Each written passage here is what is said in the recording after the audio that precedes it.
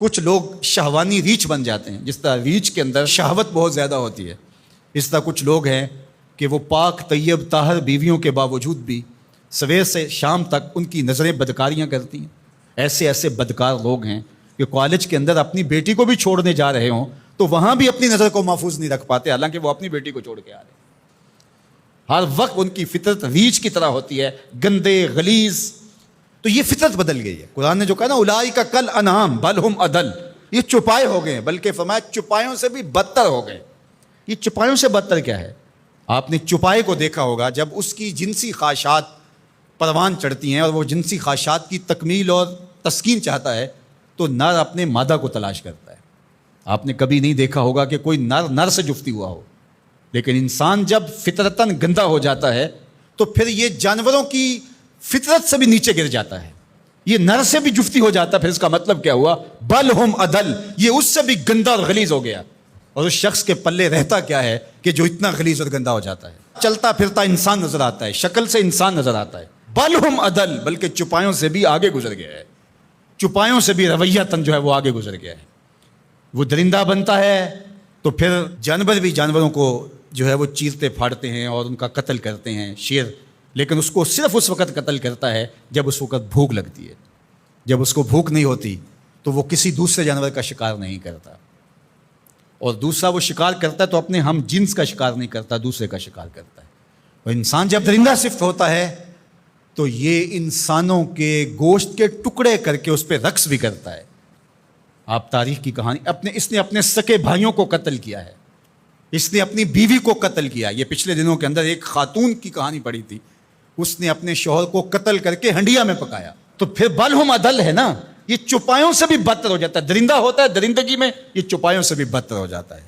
یہ ماضی کے اندر جہاد کے نام سے جو کچھ ہوا، انسانوں کی قبروں سے نکال کر کے ان کی لاشوں کو چوراہوں پہ لٹکایا گیا۔ تو انسان جب درندہ بنتا ہے تو پھر کہاں سے کہاں چلا جاتا ہے، چاہے وہ شہوانی ریچھ بن جائے، چاہے وہ بھونکنے والا کتا بن جائے، پھر اس کی گندی زبان سے کوئی بھی محفوظ نہیں ہوتا۔ نہ ماں محفوظ ہوتی ہے، نہ باپ محفوظ ہوتا ہے، نہ بھائی محفوظ ہوتے ہیں، نہ بہنیں محفوظ ہوتی ہیں، اور نہ دوست محفوظ ہوتے ہیں، نہ معاشرہ محفوظ ہوتا ہے۔ اسی طرح کوئی بندروں والی فطرت بن جائے، بندروں کی آپ نے تو دیکھی ہیں، کسی سے ماچس چھین لی، کسی سے جو ہے وہ روٹی کا ٹکڑا چھین لیا، کتنی عجیب حرکتیں کرتے ہیں۔ اور کچھ لوگ بھی اس طرح بندر فطرت ہوتے ہیں، اور آپ دیکھتے ہیں کہ وہ ہر وقت شرارتیں کرتے رہتے ہیں بندروں کی طرح۔ تو وہ مسخ حقیقی نہیں ہوتا، وہ مسخ مانوی ہوتا ہے۔ تو بنی اسرائیل کے اندر جو مسخ ہوا تھا، تو ایک قول تو یہ ہے کہ وہ مسخ حقیقی ہوا تھا، ان کی شکلیں ہی بندروں والی ہو گئی تھیں۔ لیکن دوسرا قول یہ ہے کہ مسخ حقیقی نہیں ہوا تھا، مسخ مانوی ہوا تھا، کہ شکلیں تو بندروں والی نہیں ہوئی تھی، عادتیں بندروں والی ہو گئیں۔ اللہ اکبر، عادتیں بندروں والی ہو گئیں۔ اس امت کے اندر مسخ حقیقی نہیں ہوگا، اس امت کو اللہ نے محفوظ رکھا ہے مسخ حقیقی سے، لیکن مسخ مانوی ہوتا رہے گا۔ لوگ مختلف جانوروں کے مشابہ عادات اختیار کرتے رہیں گے۔ اور آج ہم اپنے معاشرے کے اندر دیکھیں تو کوئی کتا صفت ہے، کوئی بندر صفت ہے، کوئی ریچھ اور کچھ درندے کی عادات کو اپنے اندر ہوتا ہے، درندگی، سفاکیت، یہ ساری انسانوں کے اندر اتر آئی ہیں۔ تو پھر وہ انسان نہیں رہتے۔ غالب نے کہا تھا نا کہ آدمی کو بھی میسر نہیں انسان ہونا، جب یہ حد سے گزرتا ہے تو پھر بہت آگے نکل جاتا ہے، اور پھر یہ انسان نہیں رہتا بلکہ بندروں اور خنزیروں سے بھی آگے بڑھ جاتا ہے۔ اور یہ میں نہیں کہہ رہا، اولئک کل انعام، قرآن کہتا ہے یہ چوپایوں کی طرح ہے، بل ہم اضل، بلکہ چوپایوں سے بھی گیا گزرا ہے، چوپایوں سے بھی آگے گزر جاتا ہے۔